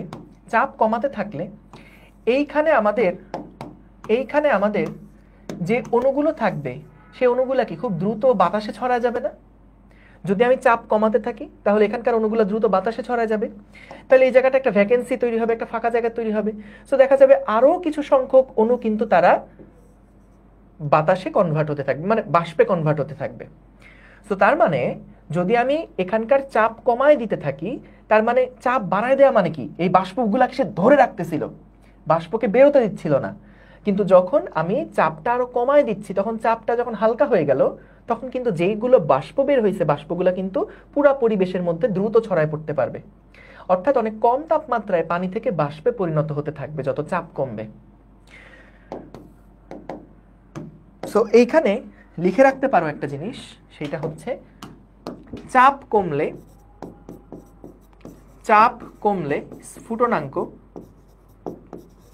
স্ফুটনাঙ্ক হ্রাস পায়। আশা করি একটা আইডিয়া পাইছো যে এইখানে আমি যত বেশি চাপটা কমাবো, চাপ যত কমাবো, বেশি চাপ দিলে কি হচ্ছিল? বেশি চাপ দিলে বাষ্পগুলা সব এখানে এসে জমা হচ্ছিল। সো যখন বাষ্প এখানে অনেক বেশি জমা, তখন তো নতুন কোনো অণু আসার জায়গা পাচ্ছিল না। তো যখন চাপ কমাই দিছি, তখন দেখা গেছে এখান থেকে অনেক অল্প তাপমাত্রাতেই এখান থেকে যে অণুগুলো আছে তারা ছড়াই গেল, এবং এর উপরে যে ফাঁকা জায়গা তৈরি হলো, সেখানে এসে আবার নতুন নতুন বাষ্পের কণা এসে স্থান দখল করলো। তাহলে এটাই তো বাষ্পীভূত হওয়া। সো এইটাই কিন্তু 100 ডিগ্রি সেলসিয়াস তাপমাত্রায় থেকেও কমে তখন দেখা যাবে বাষ্পীভূত হতে থাকবে। এই জিনিসগুলো নিয়ে আমি আদর্শ গ্যাস অধ্যায়ে দেখাইছিলাম, তোমরা একটু এটা দেখতে পারো, আদর্শ গ্যাসে আর্কাইভ ক্লাসের মধ্যে আছে। এই যে তোমার বাষ্পীভবন বা স্ফুটনাঙ্ক, এই বিষয়গুলো ওখানে আছে, খুব সুন্দর করে আলোচনা করছিলাম, ওখানে দেখতে পারো। আপাতত এটুকু মাথায় রাখলে হবে, চাপ কমলে স্ফুটনাঙ্ক হ্রাস পায়। বুঝছো? চাপ কমলে স্ফুটনাঙ্ক হ্রাস পায়। ঠিক আছে, ওকে, ঠিক আছে। এই তোমরা কি টি লাভার, কফি লাভার, এই যারা এই যে উল্টাপাল্টা কমেন্ট করতেছে ব্যান করে দিব, দাঁড়াও। এই যে অর্ণব দাস, ব্যান করে দিই অর্ণব দাস রে, কই?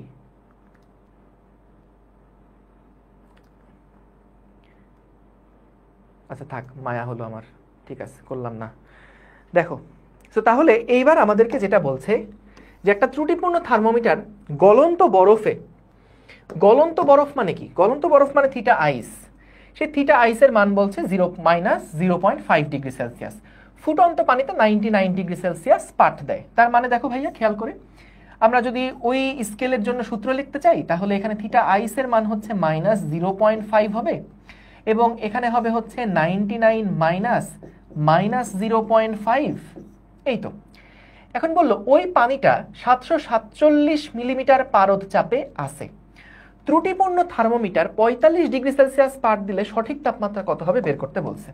অর্থাৎ সঠিক তাপমাত্রা বলতে আমাদের এই যে C-0 ডিভাইডেড বাই আমাদের এই যে থিটা স্টিম -0, এটাই আমাদের হিসাব করতে হবে।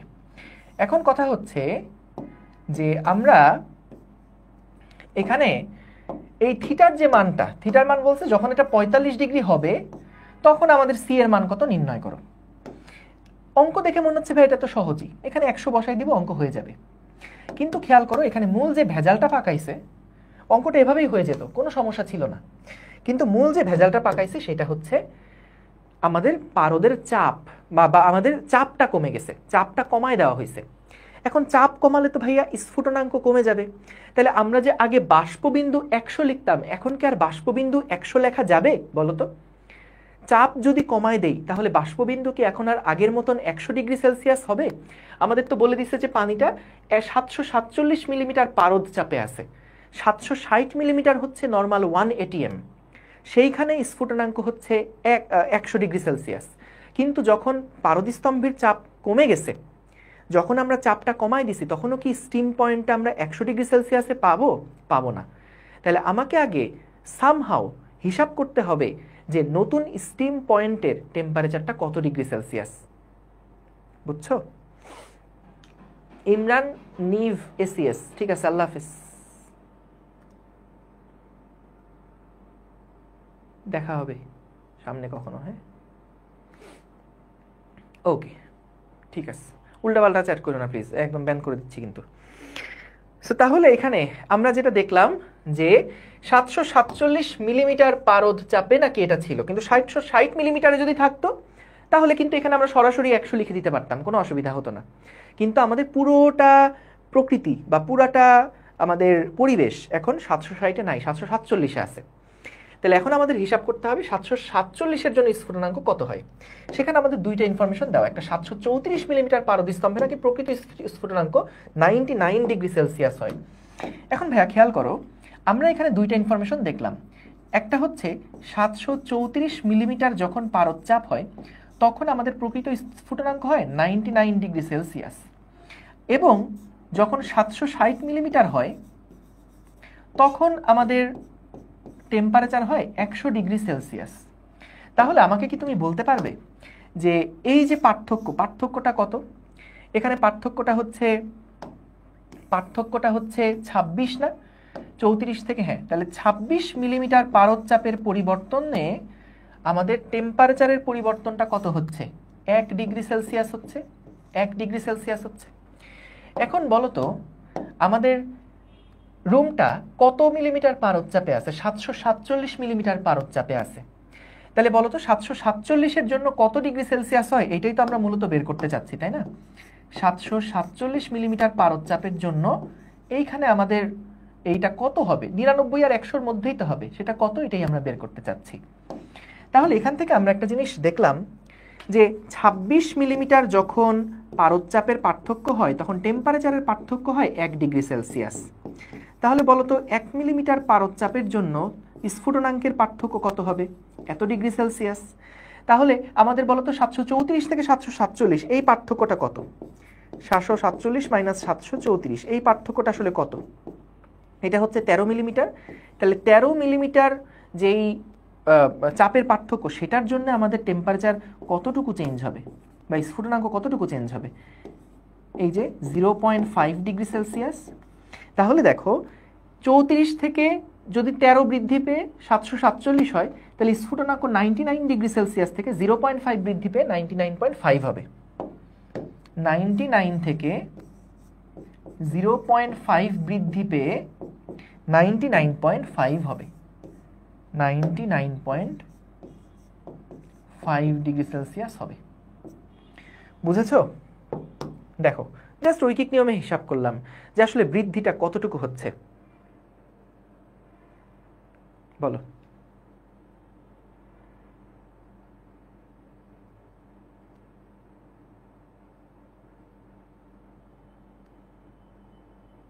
আবার বলছি, কোনো চিন্তা করো না, আরেকবার তো বলবোই।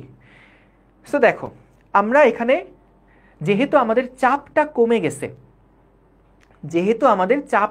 গেছে, দেখো নর্মালি 760 মিলিমিটার পারদচাপে বা 1 ATM পারদচাপে বা 1 ATM চাপে বা 1 ATM বায়ুমণ্ডলীয় চাপে কিন্তু স্ফুটনাঙ্ক হয় 100 ডিগ্রি সেলসিয়াস। এটা তো আমরা জানি, তাই না?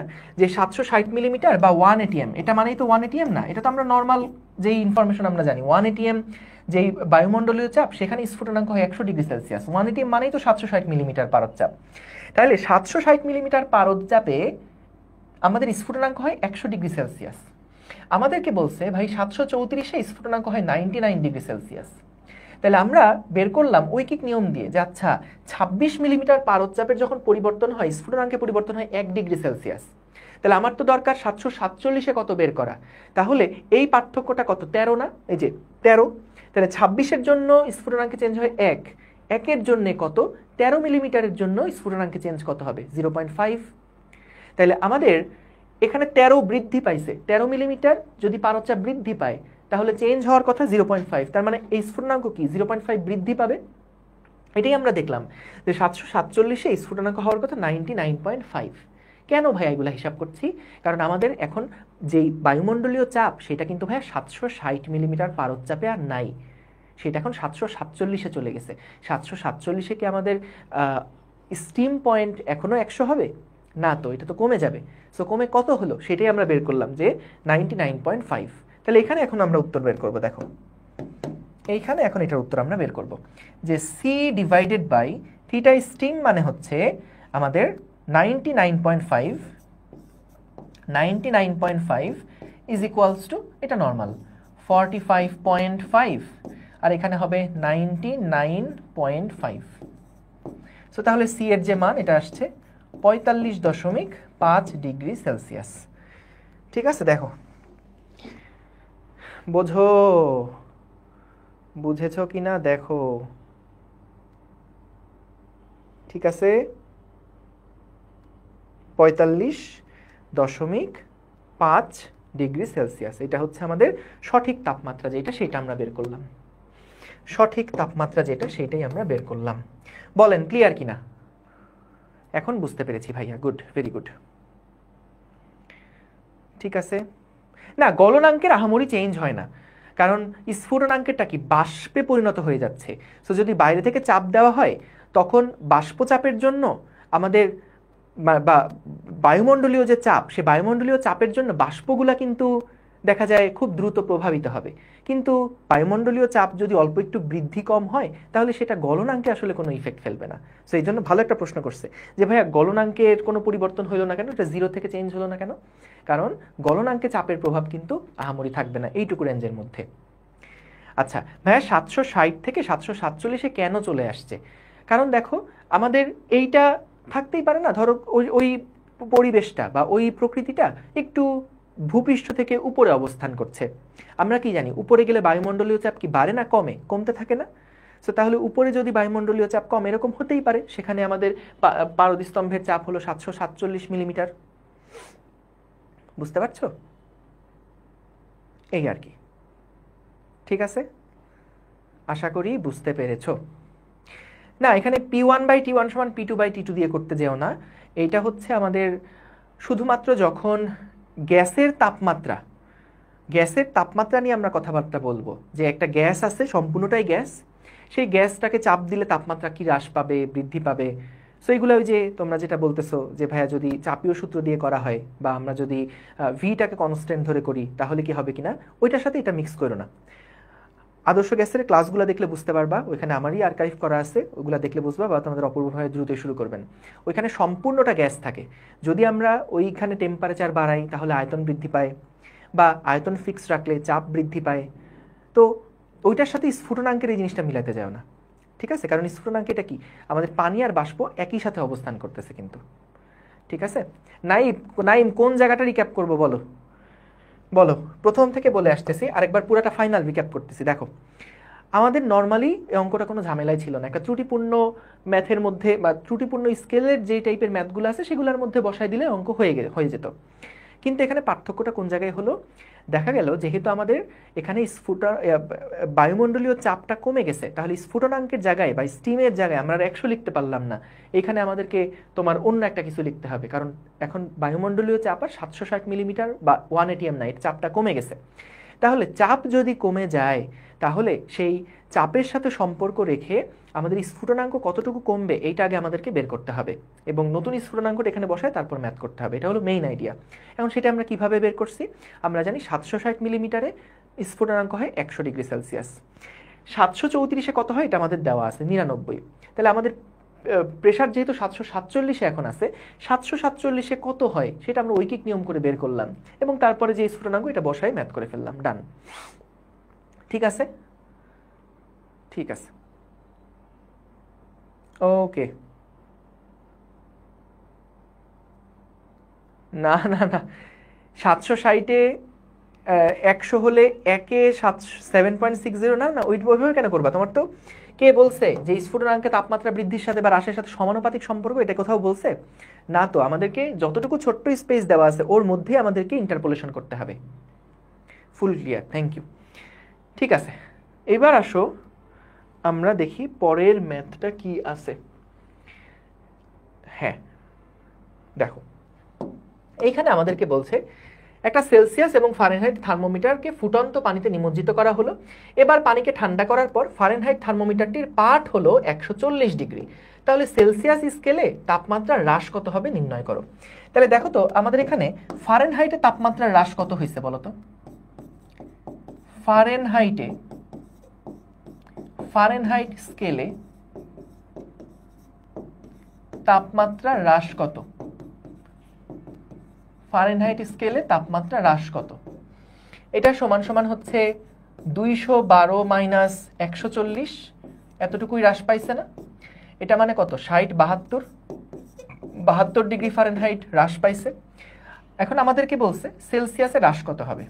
সেলসিয়াসের চেঞ্জের সাথে ফারেনহাইটের চেঞ্জের সম্পর্ক কি ছিল? আমরা ডিগ্রি সেলসিয়াসে যদি চেঞ্জ বের করতে চাই, 5/9 into Fahrenheit, 5/9 into change in Fahrenheit কত? চেঞ্জ ইন ফারেনহাইট এটা হলো 72। সো 8 নং 72, 8 নং 72, 5 8 40। তাহলে সেলসিয়াস স্কেলে হ্রাস পাবে হচ্ছে 40 ডিগ্রি সেলসিয়াস। সহজ অঙ্ক, দেখো clear, clear, very good, thank you. যাক, তোমরা অনেক আগে করে ফেলছো। ওকে, এটা রোদ থার্মোমিটারের একই অঙ্ক, এটা হোমওয়ার্ক থাকলো, এটা হোমওয়ার্ক থাকলো। যে রোদ থার্মোমিটারে আগে যেরকম দৈর্ঘ্যের থার্মোমিটার ছিল না, যে এত বরফ বিন্দুতে এত সেন্টিমিটার, বাষ্প বিন্দুতে এত সেন্টিমিটার, সেটাই এখন দেখো 0 ডিগ্রি তাপমাত্রায় কত রোদ সেটা দিয়ে দিছে, এবং তাপমাত্রা বাড়লে রোধের মান বৃদ্ধি পায়। একটা উষ্ণতামিতিক ধর্ম হিসাবে বিবেচনা করে আমরা এখানে রোদ থার্মোমিটারের সাহায্যে 33 ডিগ্রি সেলসিয়াস তাপমাত্রায় যন্ত্রটা কত পাঠ দিবে এটাই মূলত বের করছি। তো এটা আসলে একেবারেই সহজ। আমাদের এই যে x minus 2.57 divided by 3.53 minus 2.57 সমান সমান আমাদের হচ্ছে c minus 0, 100 minus 0। তাহলে এখান থেকে c এর মান কত হয় দেখে ফেলবা। ঠিক আছে, ও না সরি, c এটাই তো আমাদেরকে দেওয়া আছে, সিটাই আমাদেরকে দেওয়া আছে, সি দেওয়া আছে কত? 33 ডিগ্রি। তো 33 ডিগ্রি সেলসিয়াসের জন্য x এর মান কত হয় এটাই মূলত আমাদেরকে বের করে ফেলতে হবে। সহজ গেল। এবার আসো আমাদের এক স্থির বিন্দু দিয়ে কয়েকটা ম্যাথ দেখে ফেলি। এক স্থির বিন্দু দিয়ে করা খুবই সহজ। এক স্থির বিন্দু সূত্রগুলো কি ছিল দেখো। এক স্থির বিন্দু সূত্রগুলো ছিল যে ট্রিপল পয়েন্টের তাপমাত্রা ডিভাইডেড বাই যে কোনো পয়েন্টের তাপমাত্রা ইজ ইকুয়ালস টু ট্রিপল পয়েন্টের উষ্ণতামিতিক ধর্ম ডিভাইডেড বাই যেই পয়েন্টের তাপমাত্রা বের করতে চাই সেই পয়েন্টের উষ্ণতামিতিক ধর্ম। তাহলে টি সমান সমান আমরা লিখতে পারতাম x divided by x TR into TTR into TTR. ঠিক আছে, ওকে। সো এইবার চলো আমরা একটু দেখে ফেলি কি কি দেওয়া আছে। একটি ধ্রুব আয়তন গ্যাস থার্মোমিটারে টি কেলভিন তাপমাত্রায় চাপ পাওয়া গেল এত। তাহলে দেখো এটা নর্মাল যে এক্স এর মান এটা দেওয়া আছে, যে কোনো একটা টি কেলভিন তাপমাত্রায় এক্স এর মান দেওয়া আছে 6.5 ইন্টু 10⁴ প্যাসকেল, এবং বললো ত্রৈধ বিন্দুতে চাপ, অর্থাৎ উষ্ণতামিতিক ধর্ম যেটা ত্রৈধ বিন্দুতে চাপ এটা হলো 5 ইন্টু 10⁴ প্যাসকেল। তাহলে বের করতে হবে টি এর মান কত নির্ণয় করো। তাহলে দেখো এই সূত্রটাই যদি আমি নিয়ে আসি, এই সূত্রটা যদি আমি নিয়ে আসি, তাহলে এখান থেকে টি সমান সমান কত আসে? x মানে হচ্ছে 6.5 into 10⁴, 6.5 into 10⁴ divided by xtr মানে হচ্ছে এত, এবং এখান থেকে আমরা ttr মানে হচ্ছে 273.15 ত্রৈধ বিন্দুর যে তাপমাত্রা সেটা। তাহলে এখান থেকে আমরা হিসাব করে টি এর মান কত কেলভিন এটা বের করে ফেলতে পারবো। হিসাব করে দেখো তো 6.5 ডিভাইডেড বাই 5 ইন্টু 273.15, এটা আসে 355.095 কেলভিন। ঠিক আছে, পরম স্কেলের জন্য কিন্তু আমরা এই সূত্র দেখেছিলাম এবং এখান থেকে বের করে ফেলতে পারলাম তাপমাত্রা কত। ঠিক আছে, ঠিক আছে, আচ্ছা এটা তো দিয়েই দিব, সো প্রশ্ন তুলে ফেলতে পারবো আশা করি। না না, এই ম্যাথ করাই নেই আগে, এটা এখনই করালাম। এই ইয়া দিয়ে আগে দেখানো হয়নি, আমি আগের স্লাইড দেখছি। পরের অঙ্কটা একটু নিজেরা করো তো দেখি, চট করে পারো কিনা। দেখো তো, কোন রোধ থার্মোমিটারের বাল্বকে ত্রৈধবিন্দু স্কেলে রাখা হলে রোধ হয় এত। তার মানে এটা কি দেওয়া আছে? এটা দেওয়া আছে XTR, তাই না? ত্রৈধবিন্দুতে যে রোধ মানে উষ্ণতামিতিক ধর্ম যেটা, এটা হচ্ছে 50.35 ওহম। টিতে অন্য যে কোনো একটা তাপমাত্রায় তার যে রোধ সেটা হচ্ছে 55 ওহম। তাহলে তাপমাত্রার মান কত বের করতে বলেছে। তাহলে তাপমাত্রা সমান সমান কি হবে? x divided by XTR into TTR। So এখান থেকে দেখো x এর মান হচ্ছে 55, x এর মান হচ্ছে 55, XTR এর মান হচ্ছে 55.35 ইন্টু TTR মানে 273। তাহলে এখান থেকে কত কেলভিন বের হয়ে যাবে? ক্লিয়ার? আচ্ছা তুলতে সময় দিলাম, দাও দাও দাও দাও দাও, তুলতে সময় দিলাম। এই যে প্রশ্ন তোলার সময় দিয়ে দিলাম, যাও। 298.37। ঠিক আছে, তোমরা অনেকেই ভাবতে পারো আমি হয়তো ক্যালকুলেটারে আবার দেখছি। কখনো না, কখনোই না। 298.38 কেলভিন, তোমরা যা বলছো সেটাই আমি কিন্তু লিখে দিলাম। ঠিক আছে, গেল। পরেরটাও আসলে একই টাইপের অঙ্ক, আশা করি পারবা। দেখো এখান থেকে একই অঙ্ক। কি বলছে? একটা প্লাটিনাম রোধ থার্মোমিটারের পানির ত্রৈধবিন্দু রোধ এত দেওয়া আছে। তো তার মানে আমাদের XTR যেটা সেটা দেওয়া আছে, একবারে লিখে দিচ্ছি এখন। আমাদের বলছে কক্ষ তাপমাত্রায় রোধ এত হলে থার্মোমিটারের কক্ষের তাপমাত্রা কত নির্ণয় করো। তাহলে আমরা উপরে লিখব কি, যে কক্ষ তাপমাত্রায় 7.5 পাওয়া গেছে, ত্রৈধবিন্দুতে পাওয়া গেছে 6.7। তাহলে এটার সাথে 273.15 কেলভিন গুণ করে দিলেই হয়ে গেল। কত আসে? এগুলো অবজেক্টিভে নরমালি পাওয়া। 6.7 ইন্টু 273.15, সো এখানে আসে 305.76 কেলভিন। ডান। ঠিক আছে, আজকের ক্লাস এই পর্যন্তই। ধন্যবাদ সবাইকে, দেখা হবে নেক্সট ক্লাসে। ঠিক আছে, ডান। ওকে, সো অসংখ্য ধন্যবাদ তোমাদেরকে। এই ক্লাসটা এখনই একবার রিভিশন দিয়ে দাও। নতুন যে দুইটা ম্যাথ করছি বা নতুন যেই স্টাইলের ম্যাথগুলো ছিল 3-4টা, সেগুলো একটু আরেকবার রিভিশন দিও। আর এখান থেকে মোটামুটি এর বাইরে আসলে আর ম্যাথ থাকবে না ইনশাল্লাহ, যদি আসেও তবুও পারবা। ঠিক আছে, থ্যাংক ইউ, আসসালামু আলাইকুম, আল্লাহ হাফেজ, দোয়া করো।